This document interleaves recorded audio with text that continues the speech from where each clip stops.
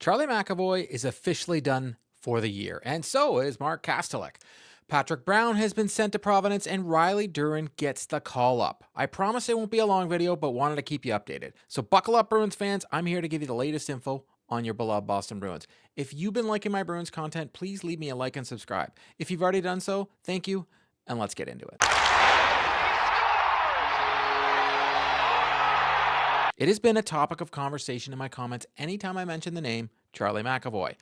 You have one side saying sit him because what's the point in playing this year, one saying let's not give up on the season, and some saying it will be hard pressed to keep him out of the lineup if he can play. Well, the good news, none of that matters anymore because Joe Sacco told the media today that Charlie McAvoy is officially done for the season. He also mentioned that Mark Kastelic is done as well, but I'll get to him in a minute. McAvoy suffered his injury during the Four Nations tournament in February and never returned to the Boston lineup. McAvoy ends the season with 7 goals, 16 assists, 89 hits, and 81 block shots over 50 regular season games. He is expected to fully recover and play next season. The injury he suffered was surrounded by a bit of controversy because if it wasn't for him coming back to Boston to play in the finals, the Bruins would have never known the seriousness of the injury and they never would have sent him to the hospital. But we can't say for sure what the Team USA doctors would have done if they would have noticed the same thing the Boston Bruins doctors are. And at this point, no one's saying anything because we may never know what happened. Because Charlie McAvoy wants to put it all in the rearview mirror and he doesn't want to talk about it.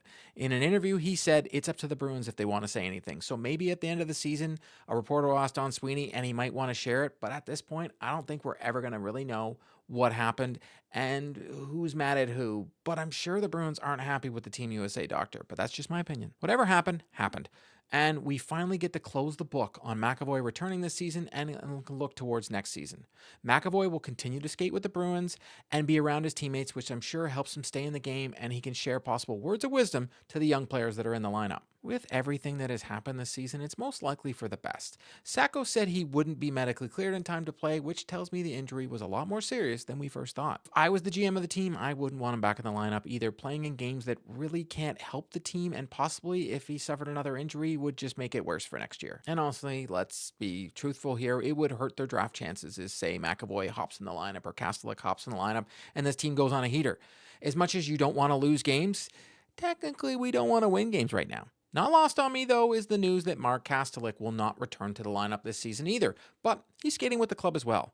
Kastelic, who until this season I didn't know much about, played 61 games for the Bruins this season, scoring 5 goals and notching 9 assists for 14 points. Kastelic wasn't brought into Boston to put up points on the score sheet.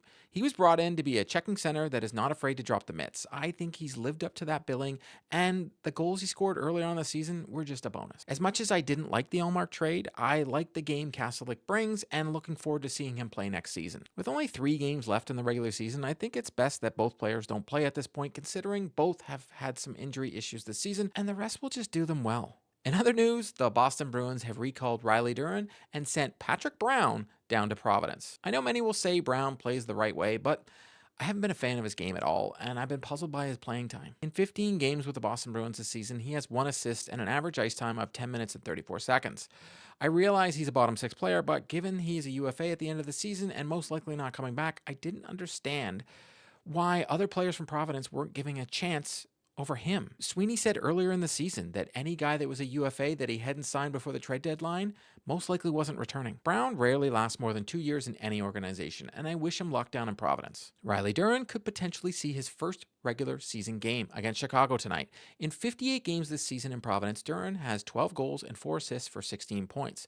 Duran is projected as a bottom 6 forward, but he's an energy guy that isn't afraid to go to the net and play in the corners hard. The Boston native impressed a lot of people during training camp, and some thought he had an outside chance of making the team this season. He's only 23. He's good on the PK and provides a lot of pace to his game, and getting to play in front of the hometown crowd, I'm sure, will be a huge for him and his teammates. Sacco mentioned when a local kid like Duran jumps into the lineup, it can add some excitement to the room and some positive vibes, which the team, they just need a lot of that lately. Duran spoke to the media ahead of the game, jumping into the lineup tonight, and it sounds like he's got a good head on his shoulders and knows there's always room for improvement in his game. It's a grind. I've learned a lot.